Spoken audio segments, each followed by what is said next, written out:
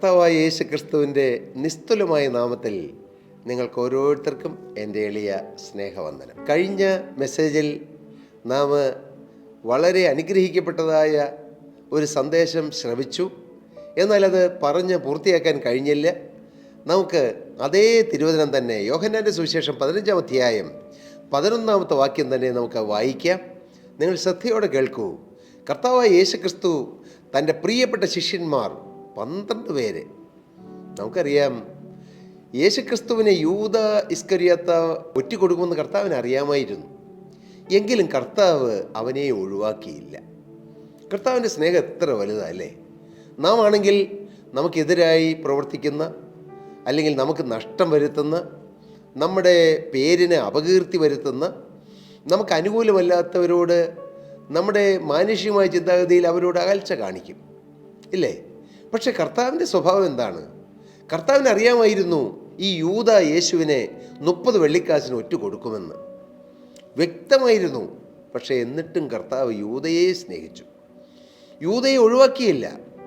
Thomas ലീഗ സംശയിക്കുമെന്നും ഒരു അവിശ്വാസിയെപ്പോലെ ആകുമെന്നും യേശുവിന് അറിയാമായിരുന്നു. പത്രോസ് ലീഗ യേശുവിനെ 3 വട്ടം തള്ളിപ്പറയുമെന്ന് യേശുവിന് അറിയാമായിരുന്നു. പക്ഷേ കർത്താവിന് സ്തോത്രം, തോമസ് ലീഗ കണ്ടിട്ടേ വിശ്വസിച്ചുള്ളൂ. കാണാതെ വിശ്വസിക്കുന്നവരുടെ കൂട്ടത്തിൽ തോമസ് ലീഗ ഉണ്ടായിരുന്നില്ല. ഇതെല്ലാം കർത്താവിന് അറിയാമായിരുന്നു. അതേ പ്രിയരെ, നമ്മുടെ പ്രകൃതമൊക്കെ നമ്മുടെ കർത്താവിന് അറിയാം. നമ്മുടെ കുറവുകൾ, നമ്മുടെ ബലഹീനതകൾ, നമ്മുടെ പരാജയങ്ങൾ, നമ്മുടെ വീഴ്ചകൾ എല്ലാം യേശുവിന് അറിയാം. പക്ഷെ എന്നിട്ടും യേശു നമ്മെ സ്നേഹിക്കുന്നു. അതാണ് കർത്താവിൻ്റെ സ്നേഹം. ഹല്ലേലൂയ. യേശുവിൻ്റെ ഭാവമുള്ളവർക്കും അങ്ങനെയായിരിക്കും. നമ്മുടെ ഒരു ബലഹീനത കണ്ടാൽ അവർക്ക് ദേഷ്യം വരികയില്ല, അവർക്ക് വൈരാഗ്യമല്ല, പാവം സഹതാപത്തോടെ കാണാൻ ഇടയാകും. ഞാൻ ഈ പ്രാരംഭ സമയം തന്നെ നിങ്ങളോട് പറയട്ടെ, അനേകം ബലഹീനതകളുള്ളവർ നമ്മുടെ ചുറ്റുപാടുമുണ്ട്. എന്തിന്? നമുക്ക് തന്നെ എത്ര ബലഹീനതകളുണ്ട്. പ്രിയപ്പെട്ടവരെ, മറ്റുള്ളവരുടെ ബലഹീനതകൾ കാണുമ്പോൾ നമുക്കും അങ്ങനത്തെയോ അതോ വേറെ തരത്തിലുള്ളതായ ബലഹീനതകൾ ഉണ്ടെന്ന് കണ്ടെത്തി നാം അവരെ സ്നേഹിക്കുക, സഹതാപം കാണിക്കുക. അത് ക്രിസ്തുവിൻ്റെ ഭാവമാണ്. പോട്ടെ, അതെന്തത്തെ ചിന്താ വിഷയമല്ലാത്തതുകൊണ്ട് നമുക്ക് ഈ തിരുവചനത്തിലേക്ക് നേരിട്ട് വരാം. യേശുക്രിസ്തു തൻ്റെ പ്രിയ ശിഷ്യന്മാരോട് പറഞ്ഞു, എൻ്റെ സന്തോഷം നിങ്ങളിൽ ഇരിപ്പാനും നിങ്ങളുടെ സന്തോഷം പൂർണ്ണമാകുവാനും ഞാൻ നിങ്ങളോട് സംസാരിച്ചിരിക്കുന്നു. യേശു എന്തിനാണ് തൻ്റെ പ്രിയ ശിഷ്യന്മാരോട് സംസാരിച്ചത്? കർത്താവ് പറഞ്ഞത്, ഞാൻ തരുന്ന സന്തോഷം നിങ്ങളിൽ ഇരിക്കണം. ആ സന്തോഷം നിങ്ങളിൽ വളർന്നിട്ട് ആ സന്തോഷം പൂർണ്ണതയുള്ളതായിത്തീരുമെന്ന്. Hallelujah. My joy might remain in you and that joy might be full. അത് പിന്നെ ഫുള്ളായിത്തീരുന്നു. ഞാൻ നിങ്ങളോട് ചോദിക്കട്ടെ, നിങ്ങളുടെ സന്തോഷം വളരുന്ന സന്തോഷമാണോ തളരുന്ന സന്തോഷമാണോ? ഒരിക്കൽ യേശുവിലേക്ക് വന്നപ്പോൾ നമുക്കൊരു സന്തോഷം കിട്ടി. The first love, bridal love എന്നൊക്കെ പറയും, ഇല്ലേ? ആദ്യ സ്നേഹം. നമുക്കറിയാം, വിവാഹം കഴിക്കുന്ന അല്ലെങ്കിൽ കഴിച്ച ആദ്യകാലങ്ങളിൽ ഭാര്യയും ഭർത്താവും തമ്മിൽ എന്തൊരു സ്നേഹമാണ്, ഇല്ലേ? അതാണ് ഫസ്റ്റ് ലവ്. ഇതുപോലെയാണ് കർത്താവിലേക്ക് വരുമ്പോൾ നമുക്ക് വലിയൊരു സ്നേഹം. നാം സന്തോഷിക്കും, സ്തുതിക്കും, ചിലപ്പോൾ സന്തോഷം കൊണ്ട് കരഞ്ഞു പോകും, നാം വിതുമ്പിപ്പോകും. കർത്താവേ, എന്നെ എത്രത്തോളം സ്നേഹിപ്പാൻ ഞാൻ ആര് എന്ന് നാം ചിന്തിക്കും. ഇങ്ങനെ കർത്താവിനോട് വലിയൊരു സ്നേഹം. ഈ ഭൂമിയിൽ എന്തിനേക്കാളും ഏതിനേക്കാളും യേശുവിനോടൊരു സ്നേഹം. കർത്താവിന് സ്തോത്രം. ആ സ്നേഹം വളരുമ്പോഴാണ് നമ്മിൽ സന്തോഷവും വളരുന്നത്. ഞാൻ ചോദിക്കട്ടെ പ്രിയരെ, നിങ്ങളിൽ സന്തോഷം വളരുന്നുണ്ടോ? ഓരോ ദിവസവും ചെല്ലുന്തോറും സന്തോഷം വളരുന്ന അനുഭവമാണ് ക്രിസ്തീയ ജീവിതം. അതാണ് ആത്മീയ ജീവിതത്തിൻ്റെ വളർച്ച. കർത്താവിന് സ്തോത്രം. നമ്മിൽ സമാധാനം വളരും, സന്തോഷം വളരും, ആത്മാവിൻ്റെ ഫലം വളരും. എന്താണ് ആത്മാവിൻ്റെ ഫലം? സ്നേഹം, സന്തോഷം, സമാധാനം, ദീർഘക്ഷമ, ദയ, പരോപകാരം, വിശ്വസ്തത, സൗമ്യത, ഇന്ദ്രിയജയം. ഈ ആത്മഫലത്തിലുള്ള വളർച്ചയാണ് യഥാർത്ഥത്തിൽ ക്രിസ്തീയ ജീവിതത്തിലെ വളർച്ച. ഒരുപക്ഷെ കൃപാവരങ്ങളിലുള്ള വളർച്ച പോലും ആത്മീയ ജീവിതത്തിലെ വളർച്ചയെന്ന് നമുക്ക് പൂർണ്ണമായി പറയാൻ പറ്റുകയില്ല. കാരണം സഭയുടെ ആത്മീക വർധനയ്ക്ക് വേണ്ടിയിട്ട് കൃപാവരങ്ങൾ ദൈവമക്കളിൽ നിക്ഷേപിക്കും. പക്ഷേ ഒരുവനിൽ ആത്മാവിൻ്റെ ഫലം വളർന്നു വരുന്നതാണ് അവനിൽ നിന്നും പുറത്തേക്ക് വരുന്ന ഫലങ്ങൾ. അതാണ് ആത്മീയ ജീവിതത്തിൻ്റെ വളർച്ച. ശുശ്രൂഷയിലുള്ള വളർച്ച അല്ല ആത്മീയ ജീവിതത്തിലെ വളർച്ച. അതും അല്ലേ? ആണ്, തീർച്ചയായും ആണ്. പക്ഷേ ആത്മാവിൻ്റെ ഫലം നമ്മിൽ വളരുന്നുണ്ടോ? അതാണ് ഏറ്റവും പ്രധാനപ്പെട്ടത്. ആത്മാവിൻ്റെ ഫലമെന്നാൽ ക്രിസ്തുവിൻ്റെ സ്വഭാവമാണ്. യേശു ക്രിസ്തുവിൻ്റെ സ്വഭാവം നമ്മിൽ വളർന്നു വരുന്നതാണ് ഏറ്റവും വലിയ ആത്മീയ വളർച്ച. അങ്ങനെ വളർന്നു നിൽക്കുമ്പോൾ നമ്മളൊരു സ്ഥലത്ത് പോയി നിന്നാൽ മതി, ഒരു വീട്ടിലൊന്ന് പോയാൽ മതി, ഒരാളോടൊന്ന് ഷെയ്ക്കാൻ്റെ കൊടുത്ത് മിണ്ടിയാൽ മതി, ഒരു 10 മിനിറ്റ് ദൈവത്തിൻ്റെ വചനം പറഞ്ഞാൽ മതി, പരിശുദ്ധാത്മാവോടെ വ്യാപരിക്കും. കർത്താവിന് സ്തോത്രം. ഇന്ന് നാം 1 മണിക്കൂറോ 2 മണിക്കൂറോ 3 മണിക്കൂറോ സംസാരിച്ചിട്ടും ജനത്തെ തൊടാത്തത് എന്തുകൊണ്ടാണെന്നറിയാമോ? മറ്റേ പ്രസംഗിക്കാൻ അറിയാത്തതുകൊണ്ടല്ല, വചനത്തിൻ്റെ ആഴം അറിയാത്തതുകൊണ്ടല്ല, അല്ലെങ്കിൽ ഏതെങ്കിലും കൃപാവരം ഇല്ലാത്തത് കൊണ്ടുമല്ല. കർത്താവിൻ്റെ ആത്മാവിൻ്റെ ഫലം നമ്മിൽ എത്രയുണ്ട്? ആത്മാവിൻ്റെ ഫലം. സ്നേഹമില്ലാത്തവൻ സ്നേഹത്തെക്കുറിച്ച് പറഞ്ഞാൽ മനുഷ്യനെ തൊടുകയില്ല. സന്തോഷമില്ലാത്തവൻ സന്തോഷത്തെക്കുറിച്ച് എത്ര മണിക്കൂർ പ്രസംഗിച്ചാലും ജനത്തെ തൊടുകയില്ല. സമാധാനമില്ലാത്തവൻ കുടുംബസമാധാനവുമില്ല, വ്യക്തി ജീവിതത്തിൽ സമാധാനമില്ല, ഘോരം പ്രസംഗിച്ചാലും ജനത്തെ തൊടുകയില്ല. ഇതുപോലെ ഓരോ ആത്മഫലവും. കർത്താവിന് സ്തോത്രം. അതുകൊണ്ടല്ലേ പൗലോസ് അപ്പോസ്തലൻ കൊരിന്ത്യർക്ക് ലേഖനം എഴുതുമ്പോൾ ആത്മാവിൻ്റെ 9 വരങ്ങളെക്കുറിച്ച് പറഞ്ഞു.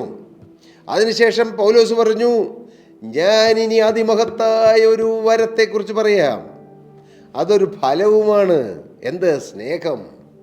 ഞാൻ മനുഷ്യരുടെയും ദൂതന്മാരുടെയും ഭാഷകളിൽ സംസാരിച്ചാലും എനിക്ക് സ്നേഹമില്ല എങ്കിൽ ഞാൻ മുഴങ്ങുന്ന ചെമ്പോ ചിലമ്പുന്ന കൈത്താളമോ അത്രേ. എനിക്ക് പ്രവചനപരമുണ്ടായിട്ട് സകല മർമ്മങ്ങളും ജ്ഞാനവും ഗ്രഹിച്ചാലും മലകളെ നീക്കുവാൻ തക്ക വിശ്വാസമുണ്ടായാലും സ്നേഹമില്ല എങ്കിൽ എനിക്ക് ഒരു പ്രയോജനവുമില്ല. സ്നേഹം ദീർഘമായി ക്ഷമിക്കുകയും ദയ കാണിക്കുകയും ചെയ്യുന്നു. സ്നേഹം സ്പർദ്ധിക്കുന്നില്ല, സ്നേഹം നിഗളിക്കുന്നില്ല, സ്നേഹം ചീർക്കുന്നില്ല, അയോഗ്യമായി നടക്കുന്നില്ല, സ്വാർത്ഥം അന്വേഷിക്കുന്നില്ല, ദേഷ്യപ്പെടുന്നില്ല, ദോഷം കണക്കിടുന്നില്ല, അനീതിയിൽ സന്തോഷിക്കാതെ സത്യത്തിൽ സന്തോഷിക്കുന്നു. പ്രവചനപരം കൃപാവരമാണ്, വിശ്വാസം കൃപാവരമാണ്. മനുഷ്യരുടെ ഭാഷയിൽ ദൂതന്മാരുടെ ഭാഷയിൽ സംസാരിക്കുന്നത് വിവിധ ഭാഷാവരം, അത് കൃപാവരമാണ്. പക്ഷേ എല്ലാം ഉണ്ടെങ്കിൽ സ്നേഹമില്ലെങ്കിൽ, ആത്മഫലമില്ലെങ്കിൽ വെറുതെയാണെന്ന് അപ്പോസ്തലൻ പറഞ്ഞു. എന്തൊരു ആത്മീയ മർമ്മമാണില്ലേ പറയുന്നത്. കർത്താവിന് സ്തോത്രം. ഈ സ്നേഹം നമ്മിൽ വരണം, ക്രിസ്തുവിൻ്റെ സ്നേഹം. കർത്താവ് പറഞ്ഞു, എൻ്റെ സന്തോഷം നിങ്ങളിൽ ഇരിപ്പാനും നിങ്ങളുടെ സന്തോഷം പൂർണ്ണമാകുവാൻ ഞാൻ നിങ്ങളോട് ഇത് സംസാരിച്ചിരിക്കുന്നു. യേശു തരുന്ന സന്തോഷം മകനെ, പ്രിയമകളെ, നിന്റെ ഹൃദയത്തിൽ വന്നാൽ മാത്രമേ നിനക്ക് സന്തോഷിക്കാൻ കഴിയൂ, സന്തോഷത്തിൽ വളരാൻ കഴിയൂ. ചില മനുഷ്യർ ചിന്തിക്കും, എൻ്റെ സാമ്പത്തിക ഞെരുക്കം മാറിയാൽ എനിക്ക് സന്തോഷം കിട്ടും. അങ്ങനെ ചിന്തിക്കുന്ന ഒരുപാട് ആളുകളുണ്ട്. സമ്പത്ത്, അതിനുവേണ്ടി സമ്പത്തിൻ്റെ പിന്നാലെ ഓടുന്നവരുണ്ട്. കുറേ പണം സമ്പാദിച്ചാൽ, കോടാനുകോടി രൂപ ബാങ്ക് ബാലൻസ് സമ്പാദിച്ചാൽ സന്തോഷം കിട്ടുമെന്ന് കരുതുന്നവരുണ്ട്. അവർ വീണ്ടും നിരാശപ്പെട്ടു പോകുന്നു. ഞാൻ പലപ്പോഴും എൻ്റെ പ്രസംഗത്തിൽ പറഞ്ഞിട്ടുണ്ട് മെറിൽ മൺറോയെക്കുറിച്ച്. കോടീശ്വരിയായിരുന്നു. അവിടെ അമേരിക്കയിൽ കാലിഫോർണിയയിൽ ജനിച്ചു വളർന്നു. ലോകം മുഴുവൻ ആരാധകവൃന്ദങ്ങളുള്ളവളായിരുന്നു. പക്ഷേ ചെറുപ്രായത്തിൽ ആത്മഹത്യ ചെയ്തു. പണമില്ലാഞ്ഞിട്ടല്ല, സൗന്ദര്യമില്ലാഞ്ഞിട്ടല്ല. പക്ഷേ യേശു തരുന്ന സന്തോഷം അവിടെ കിട്ടിയില്ല. ലോകം തരുന്ന സന്തോഷം എല്ലാം പോയി, എല്ലാം നഷ്ടപ്പെട്ടു പോകും. അങ്ങനെ എത്ര ആളുകൾ. ചിലർ വിചാരിക്കും പണം ഉണ്ടായാൽ സന്തോഷം, വലിയ മണിമാളിക പോലത്തെ വീടുകൾ പണിതാൽ സന്തോഷം കിട്ടും, വലിയ വില കൂടിയ കാറിൽ സഞ്ചരിച്ചാൽ സന്തോഷം കിട്ടും, ലോകം മുഴുവൻ യാത്ര ചെയ്ത് ഒരു ടൂറിസ്റ്റിനെ പോലെ ലോകം മുഴുവൻ ചുറ്റി നിറങ്ങി ലോകത്തിലെ കുളിർക്കുന്ന കാഴ്ചകൾ കണ്ടാൽ സന്തോഷം കിട്ടും. ഇതൊക്കെ ഒരു ചിന്തയാണ് പ്രിയരെ, ഇതൊക്കെ ഒരു തോന്നലാണ്. സന്തോഷിക്കാൻ പറ്റുകയില്ല. എന്നാൽ ഇതൊന്നുമില്ലെങ്കിലും മകനെ, നിനക്ക് സ്വന്തമായി വീടില്ലെങ്കിലും, നിനക്ക് സ്വന്തമായി കാറില്ലെങ്കിലും, നിനക്ക് സ്വന്തമായി മണിമാളിക പോലെ ബിൽഡിംഗ് ഇല്ലെങ്കിലും, നിനക്ക് സ്വന്തമായി ബാങ്ക് ബാലൻസ് ഇല്ലെങ്കിലും, നിനക്കൊരൽപ്പം കടമാണെങ്കിലും, നിനക്ക് ഞെരുക്കമാണെങ്കിലും, ഈ ക്രിസ്തു നിന്റെ ഹൃദയത്തിൽ സന്തോഷം തന്നാൽ നിനക്ക് സന്തോഷിക്കാൻ പറ്റും. അതാണ് യഥാർത്ഥ സന്തോഷം. ഈ സന്തോഷം നാം എന്നും പുതുക്കുമ്പോൾ, ഒരടുപ്പിൽ തീ കത്തുമ്പോൾ ആ തീ ഊതി കത്തിക്കുന്നത് പോലെ കർത്താവ് തന്ന സന്തോഷത്തെ ഓർത്ത് നാം ആനന്ദിക്കുമ്പോൾ, സ്തുതിക്കുമ്പോൾ, കർത്താവിനെ ആരാധിക്കുമ്പോൾ നമ്മിൽ സന്തോഷം വീണ്ടും നിറയും. അങ്ങനെ അത് പൂർണ്ണതയിലേക്ക് എത്തും. അതാണ് കർത്താവ് പറഞ്ഞത്, എൻ്റെ സന്തോഷം നിങ്ങളിൽ ഇരിക്കണം, നഷ്ടപ്പെട്ടു പോകരുത്. ഈ ലോകത്തിൽ ഏതെങ്കിലും ഒരു പ്രതിസന്ധി വരുമ്പോൾ സന്തോഷം നഷ്ടപ്പെട്ടു പോകരുത്. നിങ്ങളിൽ എൻ്റെ സന്തോഷം ഇരിക്കണം. മാത്രമല്ല, നിങ്ങളുടെ സന്തോഷം പൂർണ്ണമാകണം. കർത്താവ് ഇത് എന്തുകൊണ്ടാണ് പറഞ്ഞത്? ഏതാനും സമയം കഴിയുമ്പോൾ അവരുടെ നാഥനും ഗുരുവും അവരുടെ എല്ലാമെല്ലാമായി യേശു ക്രൂശിക്കപ്പെടും. അവർ ഏകരാകും. ഇന്ന് എന്തിനും യേശു കൂടെയുണ്ട്. കാറ്റ് വന്നാൽ, കോള് വന്നാൽ, പ്രതിസന്ധി വന്നാൽ, ഞെരുക്കം വന്നാൽ, ഈവൻ പത്രോസിന് ടാക്സ് അടയ്ക്കേണ്ട കാര്യം വന്നാലും എന്തിനും യേശു കൂടെയുണ്ട്. അപ്പോൾ യേശു അക്ഷരികമായി അവരെ വിട്ടുപോകാൻ പോകുന്നു. അതുകൊണ്ട് അഡ്വാൻസായി കർത്താവ് പറഞ്ഞു, എന്തെല്ലാം വന്നാലും, ഞാൻ നിങ്ങളിൽ നിന്ന് മാറിപ്പോയാലും നിങ്ങൾക്ക് സന്തോഷമുണ്ടാകണം. എൻ്റെ പ്രിയപ്പെട്ടവരെ, ഹല്ലേലൂയ, കർത്താവിന് സ്തോത്രം, ഹല്ലേലൂയ. ഇതൊരു വലിയ ആത്മീയ മർമ്മമാണ്. ബുദ്ധി കൊണ്ട് മനസ്സിലാകുകയില്ല. എങ്ങനെ സന്തോഷിക്കാൻ പറ്റും? ഇത്രയും പ്രശ്നങ്ങളുള്ളപ്പോൾ എങ്ങനെ സന്തോഷിക്കും? അനേകർ നിരാശപ്പെട്ട് കഴിയുന്നു. എന്തുകൊണ്ടാണെന്നറിയാമോ? അവർ പ്രശ്നങ്ങളിലേക്ക് നോക്കുന്നു. കർത്താവിൻ്റെ വചനം പറയുന്നു, അവങ്കിലേക്ക് നോക്കിയവർ പ്രകാശിതരായി, അവരുടെ മുഖം ലജ്ജിച്ചു പോയതുമില്ല. പ്രശ്നങ്ങളിലേക്കല്ല നോക്കേണ്ടത്, കർത്താവിലേക്ക് നോക്കണം. എബ്രായർക്ക് ലേഖനം 12-ാം അധ്യായത്തിൽ അപ്പോസ്തലൻ പറഞ്ഞു, വിശ്വാസത്തിൻ്റെ നായകനും പൂർത്തി വരുത്തുന്നതുമായ യേശുവിനെ നോക്കുക. തൻ്റെ മുമ്പിൽ വെച്ചിരുന്ന സന്തോഷം അവൻ ഓർത്തു, അപമാനം അലക്ഷ്യമാക്കി ക്രൂശിനെ സഹിക്കുകയും ദൈവസിംഹാസനത്തിൻ്റെ വലത്തുഭാഗത്തിരിക്കുകയും ചെയ്തു. നിങ്ങളുടെ ഉള്ളിൽ ക്ഷീണിച്ച് മടുക്കാതിരിപ്പാൻ പാപികളാൽ തനിക്ക് നേരിട്ട് ഇങ്ങനെയുള്ള വിരോധം സഹിച്ചവനെ ധ്യാനിച്ചുകൊള്ളുവീൻ. സന്തോഷം നിലനിൽക്കും. എബ്രായ ലേഖനം 3-ാം അധ്യായത്തിൽ പറഞ്ഞു, അതുകൊണ്ട് സഹോദരന്മാരെ, സ്വർഗീയ വിളിക്ക് ഓഹരിക്കാരായുള്ളവരെ, നാം സ്വീകരിച്ചു പറയുന്ന അപ്പോസ്തലനും മഹാപുരോഹിതനുമായ യേശുവിനെ ശ്രദ്ധിച്ചു നോക്കുക. യേശുവിനെ നോക്കിയാൽ മകനെ നിനക്ക് സന്തോഷത്തിൽ നിറയാം. എല്ലാ പങ്കപ്പാടുമേറ്റ് കാൽവറിയിൽ 2 കള്ളന്മാരുടെ മധ്യത്തിൽ, ആകാശത്തിനും ഭൂമിക്ക് മധ്യത്തിൽ, ADക്കും BCക്കും മധ്യത്തിൽ, നിത്യനായ ദൈവത്തിനും പാപിയായ മനുഷ്യനും മധ്യത്തിൽ യേശു ക്രിസ്തു കാൽവറിയുടെ മലയിൽ 2 മരക്കഷ്ണത്തിന്മേൽ തൂങ്ങിക്കിടന്നു. ആ യേശു ഏറ്റ പങ്കപ്പാടുകൾ, യേശു നിന്നയേറ്റു, തുപ്പലേറ്റു, പഴിയേറ്റു, നിന്നയേറ്റു, പരസ്യമായി ആക്ഷേപിച്ചു, അർത്ഥനഗ്നനായ യേശുവിനെ ക്രൂശിച്ചു, ചാട്ടവാറ് കൊണ്ട് അടിച്ച് ഉഴുവിചാൽ പോലെ ശരീരം കീറി. ഇതോർത്താൽ മോനെ, നിൻ്റെ ദുഃഖങ്ങൾ വലിയ ദുഃഖമാണോ? മോനെ, നിൻ്റെ ദുഃഖം മാറ്റാൻ യേശു എല്ലാം ഏറ്റു. ഇതോർക്കുമ്പോൾ, കാൽവറിയിൻ സ്നേഹമോർക്കുമ്പോൾ കൺകൾ നിറയുന്ന എൻ്റെ പ്രിയനെ എന്ന് പാട്ടുകാരൻ പാടി. അത് ദുഃഖത്തിൻ്റെ കരച്ചിലല്ല, സന്തോഷത്തിൻ്റെ കരച്ചിൽ. എനിക്ക് സന്തോഷം തരാൻ എനിക്ക് വേണ്ടി അടിയേറ്റ ഒരു യേശു ഉണ്ടെന്നോർക്കുമ്പോൾ, എനിക്ക് സന്തോഷം തരാൻ, എൻ്റെ സന്തോഷം പൂർണ്ണമാകുവാൻ എനിക്ക് വേണ്ടി ദുഃഖമേറ്റ ഒരു യേശുവുണ്ട്, എനിക്ക് വേണ്ടി നിന്നയേറ്റ യേശുവുണ്ട്.